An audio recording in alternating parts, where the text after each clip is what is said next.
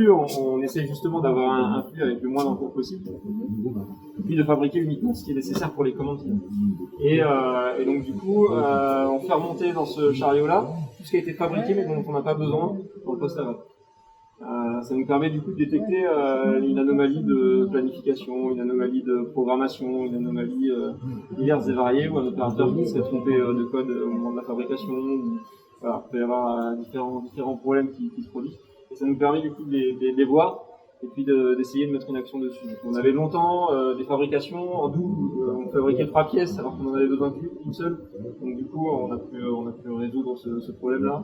Et progressivement, du coup, on a de moins en moins de... Alors moi, quand je passe ici, ma première question c'est où est-ce que vous les avez mis? Parce que à chaque fois que je viens le chariot est vide, j'ai à un moment donné arrêté de me raconter la messe. Où est-ce que vous les avez mis, les pièces en trop? Alors j'en ai retrouvé quand même sur les étagères. Il y a 3 étagères. Mais il y a 3 étagères qui ont disparu, ce qui était un truc très bien. 3-4 étagères. Ouais. Non mais c'est hyper important parce que chez nous on a une source de surproduction, de surstock qui est on usine des panneaux, des grands panneaux de matière, et donc il faut imbriquer des composants dedans. Et nous par définition nos formes elles sont pas rectangulaires, elles ont des formes rondes. Donc et puis il faut essayer aussi de gaspiller le moins de matière possible. Sur un panneau aujourd'hui qui fait 4 mètres carrés 50 à peu près, on en jette, tenez-vous bien, on en jette à peu près 30 à 40%. C'est monstrueux. Une matière qui coûte 40 € du mètre carré. Bon, mais c'est parce que quand on regarde, effectivement, quand on regarde un panneau, non, c'est pas mal ça, mais non, en fait, t'as 30% de chute là-dedans. Donc, il faut trouver les compromis entre, et puis une fois que le panneau il est sur la machine, autant que la machine usine au maximum, parce que c'est des panneaux qui font 3 mètres par 1 mètre 50, soit entre 70 et 120 kg, ça se manipule pas comme ça. Donc une fois qu'il est sur la machine, autant en faire un maximum.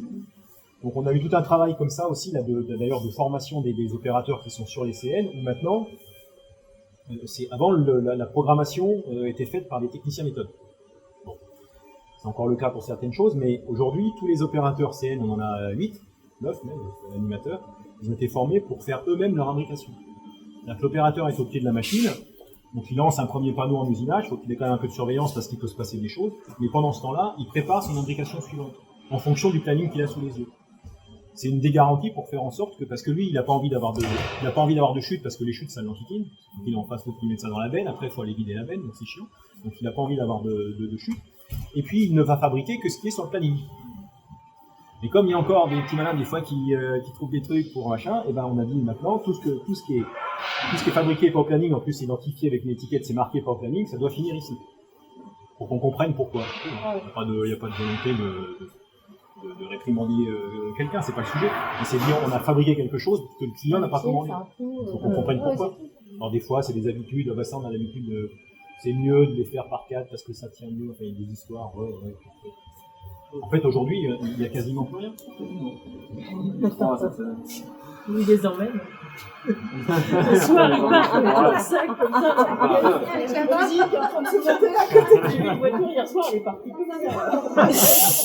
C'est peut-être ça, remarque. Peut-être que je fasse gaffe quand même. Peut-être qu'ils les emmènent pour pas que je dise un truc le matin.